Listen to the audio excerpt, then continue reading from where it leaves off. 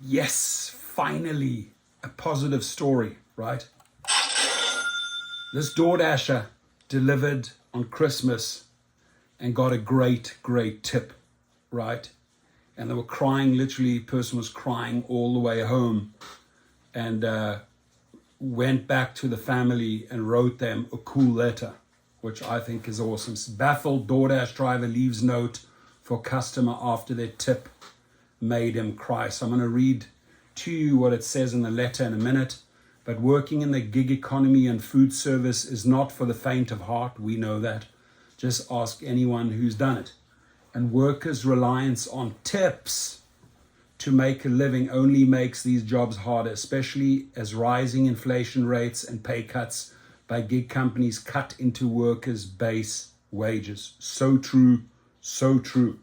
Meanwhile, social media is full of tales from waiters, bartenders, and delivery drivers for apps like DoorDash, Uber Eats, and Grubhub who have been stiffed by customers who refuse to tip. So it's no surprise that when one driver for DoorDash got $100 tip, right? $100 tip on Christmas Eve. That's wonderful. Just love the fact that the person on Christmas Eve decides, hey, listen, you know, the food order is 60. I'm giving you another $100.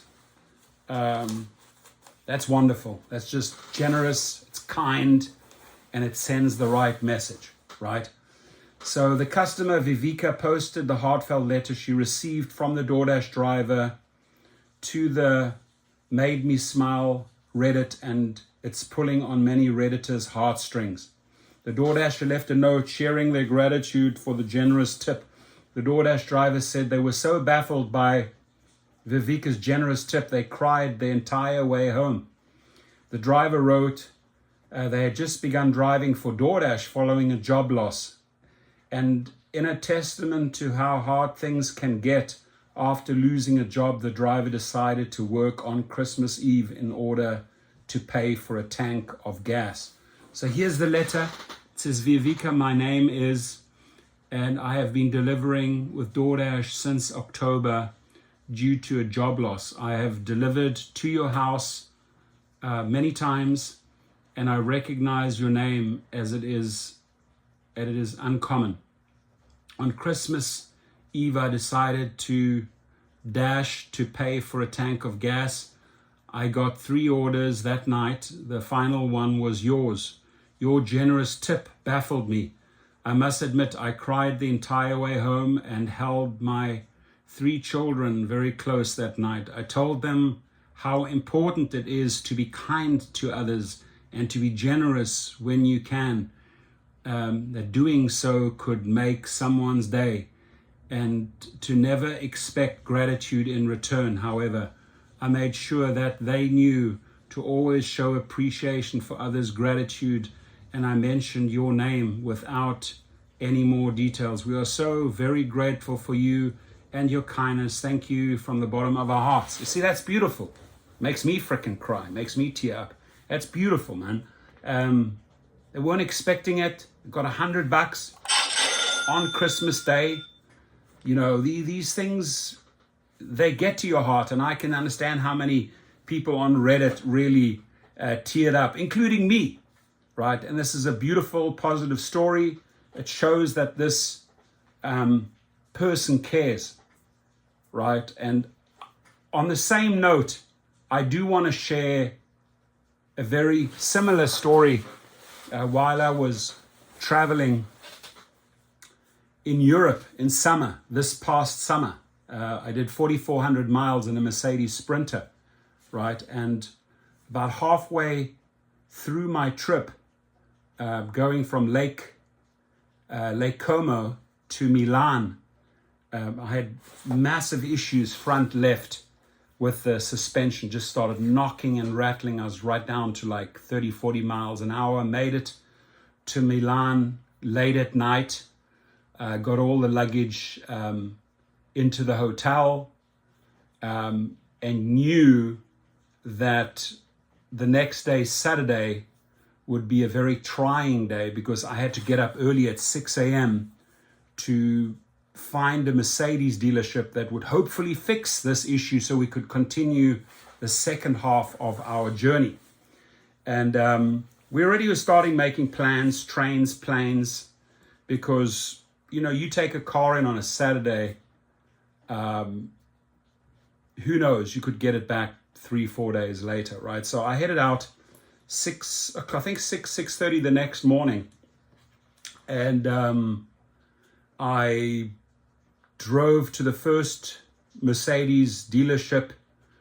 I got there just before 7:30, and it said they were closed. They were shut down due to the pandemic. I then drove another 20 minutes, and around 8-something a.m. I was at another Mercedes dealership, and just the signage was there, closed signs, and they said they had moved. So then I looked again at Google Maps, and I found a building that looked very modern, like a massive Mercedes dealership, and it was new. It was just came out 2 or 3 years ago, so I knew this one's got to be open. But it was 40-50 minutes across town. I know that my family were all at the hotel. Here I am. It's just before 9 a.m. and we're supposed to hit the road at 7 a.m. that morning and get going towards France. And I eventually arrive at this Mercedes dealership, and there's not much going on there. I could see 2 or 3 mechanics in the background, and with using my hands and a little bit of Italian and English, I got this guy to understand what was going on with my car, and that I had to continue on this journey.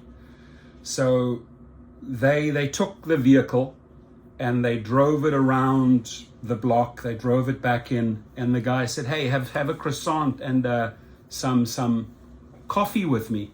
And we were talking, and his English was not bad, and he told me he'd been to Cape Town. He was the boss there.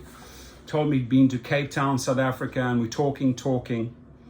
And the next thing, I thought they was looking at the car. They want to get back to me and let me know. And about 60 minutes go by, and I'm thinking, damn, I asked the guy, do the guys know what's going on with the car? And he goes, yeah, they're looking at it. I said, okay. So I was patient. I didn't want to, I was like at their mercy. I couldn't do anything. So the Mercedes Sprinter pulls up, right? And the guy says, fixed. And 3 bolts, big bolts, had come out, had fallen out of the front suspension on the left, and it was just held up by like 1 or 2 bolts. And they'd found the issue and replaced all the bolts. And I was beyond grateful, and I said, where do I go to pay? And he said, no, you don't have to pay.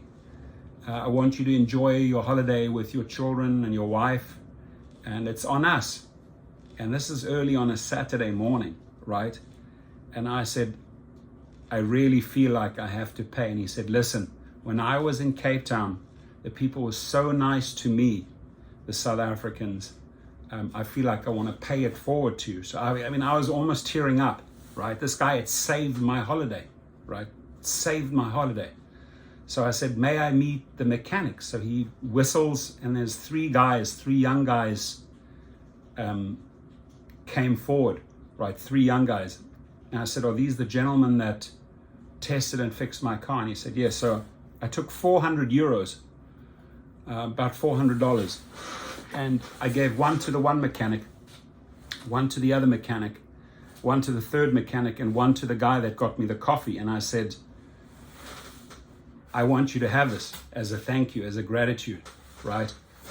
And they looked at me and they thought like, well, we don't deserve. I said, you deserve this, dude. You literally saved my holiday. I could have been booking planes now, rearranging my trip. You saved my holiday, and I am forever grateful to you. And they were happy, so we all hugged. Italians, warm guys, and I wrote the most amazing social media reviews and on everything, on Yelp, on Google reviews and everything. wrote a long story how amazing these people were. And I remember another Italian family right next to me, they were watching this whole thing, you know, as we were communicating and hugging each other. And he goes, and the guy was saying, you know, there should be more love like this going around in the world. And I said, well, they showed me the love, and they allowed me to continue the journey. So I can really, and I teared up. I really did. That day I was just like, the tears were running down my face because I couldn't believe this act of kindness. And I can completely relate to this DoorDasher, how he must have felt, right? He's going out there on Christmas because he has to dash just to fill his tank, right? He's got 3 kids at home. He gets $100 tip, and he goes and he turns this into a lesson for his children that you should never expect gratitude, but you should always give gratitude. And that's power. What a powerful message from a parent to his kids.